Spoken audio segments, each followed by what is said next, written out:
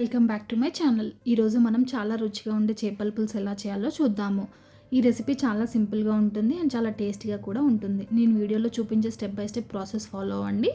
Super tasty fish curry ready అవుతుంది. దీనికోసం ముందుగా నేను ఒక 1 kg ఫిష్ తీసుకున్నాను. ఇది ఆల్రెడీ మంచిగా క్లీన్ చేసిన ఫిషే, కానీ మళ్ళీ మనం ఇంటికి తీసుకుని వచ్చిన తర్వాత కూడా కొద్దిగా సాల్ట్ వేసుకొని మంచిగా కడుక్కోవాలి. ఇలా చేస్తే ఫిష్ నీ స్మెల్ అనేది రాకుండా ఉంటుంది.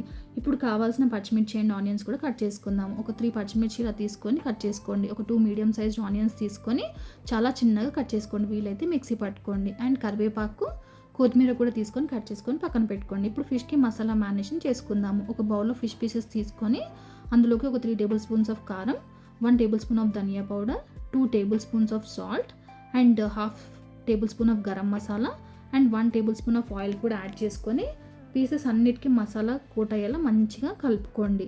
ఇలా చేసి ఒక 10 to 15 మినిట్స్ అలా పక్కన పెట్టుకోండి. అప్పుడు మసాలా అంతా ఫిష్ పీసెస్కి మంచిగా పడుతుంది. ఇప్పుడు కావాల్సిన చింతపండు రసం ప్రిపేర్ చేసుకుందాము. చింతపండు తీసుకొని నీట్గా వాష్ చేసుకొని హాట్ వాటర్లో వేసుకొని ఒక 5 to 10 మినిట్స్ అలా సోక్ చేయండి. సోక్ చేసిన తర్వాత పల్ప్ తీసేసి వాటర్ సపరేట్ చేసుకోవాలి. చింతపండు రసం మనం ముందుగానే బాయిల్ చేసి పెట్టుకుందాము. రసం మరిగేటప్పుడే కరివేపాకు కూడా వేసుకోండి. మంచిగా మరిగినాక తీసి పక్కన పెట్టుకోండి.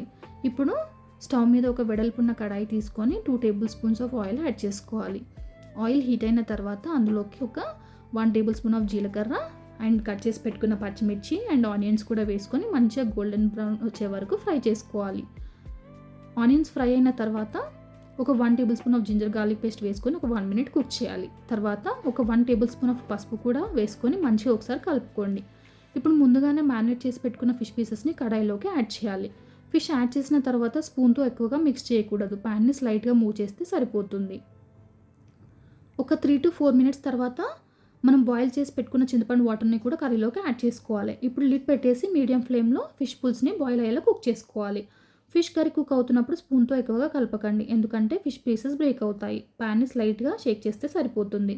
లాస్ట్లో ఒక హాఫ్ టేబుల్ స్పూన్ మెంతి పౌడర్ యాడ్ చేస్తే ఫిష్ పుల్స్కి స్పెషల్ ఫ్లేవర్ వస్తుంది. కొద్దిసేపు బాయిల్ అయినాక ఫ్రెష్ కొరియాండర్ లీవ్స్ వేసుకొని స్టవ్ ఆఫ్ చేసుకుంటే సరిపోతుంది. అంతే. ఈ ఫిష్ పుల్స్ స్పెషల్ ఏంటంటే నెక్స్ట్ డేకి ఇంకా టేస్టీగా ఉంటుంది. మీరు కూడా ఈ ఫిష్ పుల్స్ ఇంట్లో ట్రై చేసి చూడండి. ఈ వీడియో మీకు నచ్చితే లైక్, షేర్, కామెంట్ చేయండి. ఇలాంటి సింపుల్ అండ్ టేస్టీ రెసిపీల కోసం ఛానల్ని సబ్స్క్రైబ్ చేసుకోండి.